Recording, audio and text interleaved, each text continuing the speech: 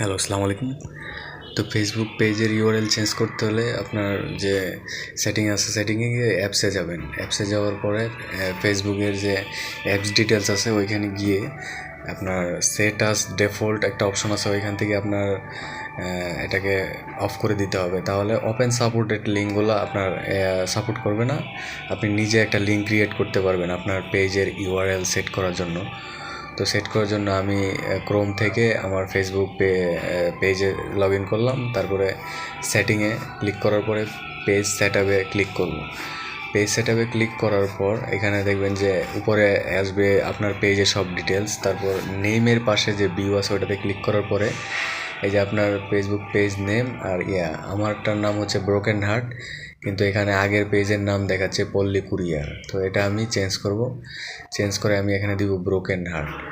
তো broken heart দিলে যে ব্রোকেন হার্ট হয়তো নিবে না নিয়ে আপনার হয়তো ইউআরএল আগে থেকে অ্যাভেলেবেল না, তো এটাকে মিলিয়ে দিতে হবে আর কি। হ্যাঁ, তো এখানে আপনার পছন্দের ইউআরএল দিতে হবে। ইউআরএল আপনার পছন্দের যদি আগে কেউ দিয়ে থাকে তাহলে তো হয়তো হবে না, সাথে একটা অন্য একটা শব্দ টব্দ লাগিয়ে দিতে হবে, তাহলেই দেখবেন যে ইউআরএলটা মিলে যাবে। মানে এই যে আমার ব্রোকেন হার্ট ইউআরএলটা মানে নট অ্যাভেলেবেল দেখাচ্ছে।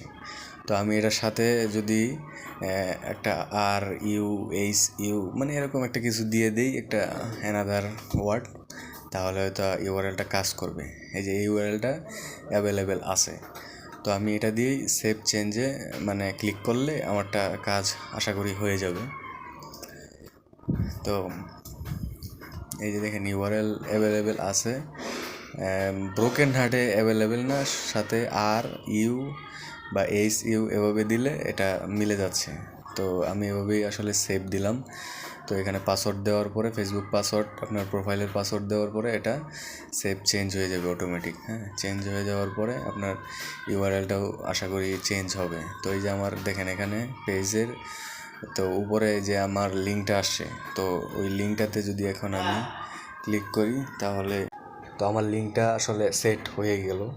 তো এইভাবে আপনারা সেট করে নিতে পারবেন, কিন্তু প্রথম এটা অপশন হবে না, কারণ পেজ আপনার যে অ্যাপস ডিটেলস আছে ওইখানে গিয়ে আপনার এটা মানে ঠিকঠাক করে নিতে হবে যে সেট ইন ডিফল্টে গিয়ে আপনার ওপেন সাপোর্টেড লিঙ্কগুলোকে অফ করে দিতে হবে। না হলে আপনার যে আগের যে লিঙ্কগুলো ছিল ওইভাবে ইউআরএলগুলো শো করবে।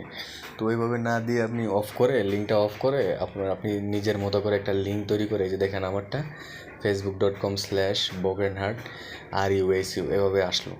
তো আশা করি সবাই বুঝতে পেরেছেন।